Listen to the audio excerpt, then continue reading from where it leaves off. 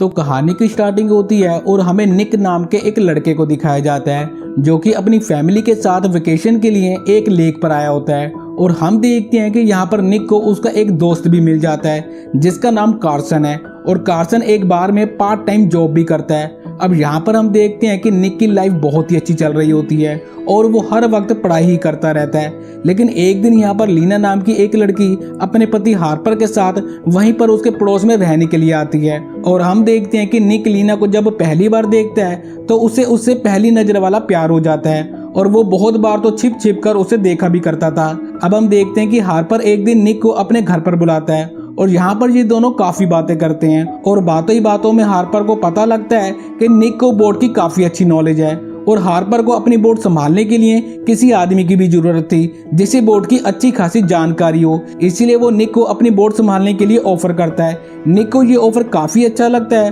और वो इस ऑफर को एक्सेप्ट भी कर लेता है। अब हम देखते हैं कि रात के समय जब निक अपने काम से घर पर वापस आ रहा होता है तब वो देखता है कि लीना घर के बाहर बैठी हुई है और बाहर काफी तेज बारिश भी हो रही होती है। अब लीना को ऐसी हालत में देखकर निक काफी हैरान होता है, लेकिन यहाँ पर लीना उसे बताती है कि हार्पर अभी घर पर नहीं है और वो घर की चाबियां भी कहीं पर भूल गई है। अब यहाँ पर उसे निक की मदद चाहिए होती है क्योंकि वो निक की मदद के बिना अपने घर में नहीं जा सकती। अब यहाँ हम देखते हैं कि लीना की मदद करने के लिए निक लीना के घर की खिड़की को तोड़ देता है, जिसके बाद वो लीना को वहां से घर के अंदर घुसा देता है। अब क्योंकि बाहर बहुत तेज बारिश हो रही होती है इसीलिए लीना निक को थोड़ी देर घर के अंदर ही रुकने के लिए कहती है। अब इसके बाद हम देखते हैं कि यहाँ पर निक और लीना एक दूसरे के साथ काफी देर तक बातें करते हैं। निक तो लीना को शुरू से ही पसंद करता था, लेकिन यहाँ पर हम देखते हैं कि धीरे धीरे लीना भी निक को पसंद करने लगी थी और यहाँ पर इन दोनों से कंट्रोल नहीं हो पाता और इसी रात ये दोनों एक दूसरे के साथ तगड़े वाला पलंग तोड़ प्यार करने लगते हैं और इस तरह से अब इन दोनों का अफेयर शुरू हो जाता है। अब हम देखते हैं कि इन दोनों में सब कुछ बहुत अच्छे से चल रहा होता है,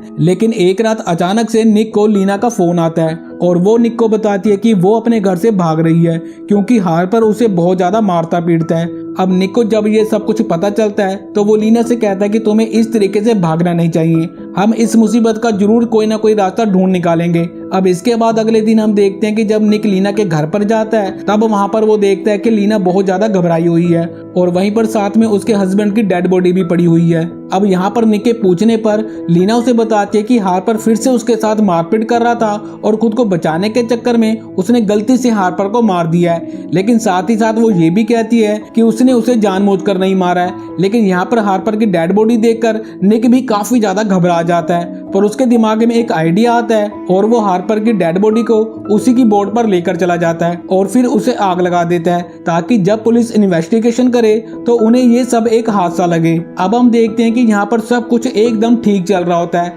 जैसा निक ने प्लान बनाया था सब कुछ वैसा ही हो रहा है। इसके बाद हम देखते हैं कि एक रात निक जब एक रेस्टोरेंट में काम कर रहा होता है तब वो पुलिस वालों को कुछ बातें करते हुए सुनता है। दरअसल वो पुलिस वाले ये बात कर रहे होते हैं कि एक एंगी नाम की इंस्पेक्टर वहां पर आने वाली है जो कि हार्पर के केस को इन्वेस्टिगेट करेगी और अगर उन्हें लगा कि हार्पर की मौत एक एक्सीडेंट थी तो लीना को हार्पर की पत्नी होने की वजह से $10 मिलियन इंश्योरेंस के पैसे मिलेंगे। अब इसके बाद हम ऑफिसर एंगी को देखते हैं जो कि हादसे वाली जगह पर पहुंचती है और यहाँ पर हम देखते हैं कि वो लीना से कुछ पूछताछ भी करती है। यहाँ पर लीना उस ऑफिसर से बिल्कुल वैसे ही बात करती है जैसा निक ने बताकर ट्रेन किया था और यहाँ पर इन्वेस्टिगेशन होते हुए देखकर निक काफी ज्यादा घबरा जाता है। हम यहाँ पर पुलिस ऑफिसर को देखते हैं जो कि अब हार्पर के घर पर आई हुई होती है और यहाँ पर वो काफी अच्छी तरीके से जांच कर रही थी और तभी उनकी नजर वहाँ के एक टूटे हुए शीशे पर जाती है जिसमें उन्हें कुछ ब्लड सैंपल्स मिलते हैं और ये ब्लड निक का होता है जब उसने खिड़की का कांच तोड़कर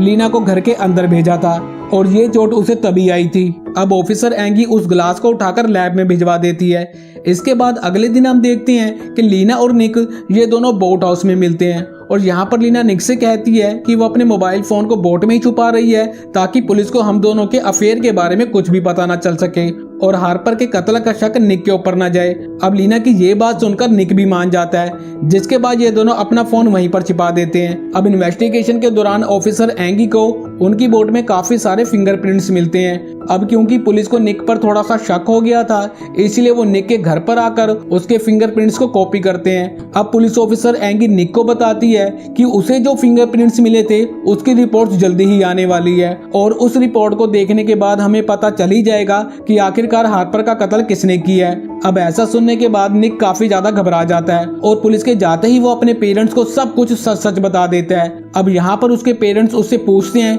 कि क्या उसके पास कोई भी प्रूफ नहीं है कि हार्पर का कत्ल उसने नहीं किया है। तभी उसको लीना के साथ अपने छुपाए हुए मोबाइल फोन की याद आती है और वो उनको लेने के लिए जाता है। अब हम देखते हैं कि जब वो बोट हाउस में पहुंचता है तो वो देखता है कि लीना वहीं पर है, और यहाँ पर वो अचानक से ही निक को देखकर अपने कपड़े खुद ही फाड़ने लगती है और फिर निक को पकड़कर अपने ऊपर गिराकर जोर जोर से चिल्लाने लगती है। और तभी हम देखते हैं कि वहाँ पर पुलिस भी आ जाती है। अब पुलिस को लगता है कि निक लीना के साथ जबरदस्ती कर रहा था और इसलिए पुलिस निक को पकड़ लेती है। इसके बाद हम यहाँ पर ऑफिसर एंगी को देखते हैं जो कि लीना को अपने साथ अपनी गाड़ी में बिठाकर वहाँ से लेकर जाने लगती है, लेकिन निक लीना को इतनी आसानी से बचकर जाने देना नहीं चाहता था। वो पुलिस को किसी तरह से चकमा देकर वहाँ से भाग जाता है और सीधा लीना के घर पर जाता है, जहाँ पर तलाशी करने पर उसे लीना के कई सारे पासपोर्ट मिलते हैं और वहाँ पर उसे लीना का फोन भी मिल जाता है। लेकिन तभी ऑफिसर एंगी भी वहाँ पर पहुँच जाती है। अब निक ये सारे प्रूफ ऑफिसर एंगी को दिखाता है और ये सारे प्रूफ देखने के बाद ऑफिसर एंगी भी मान जाती है